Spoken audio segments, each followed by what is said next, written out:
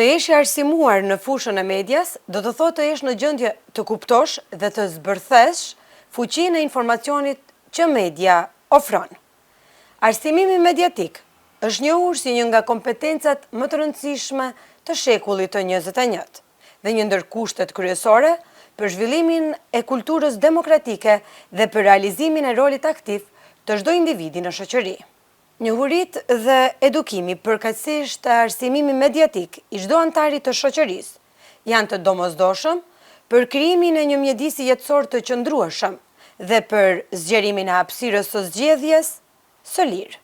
Në një shoqëri bashkëkohore të mbingarkuar me informacion, aftësia për të kuptuar, analizuar dhe vlerësuar në mënyrë kritike përmbajtjen e medias është kthyer në diçka kyçe.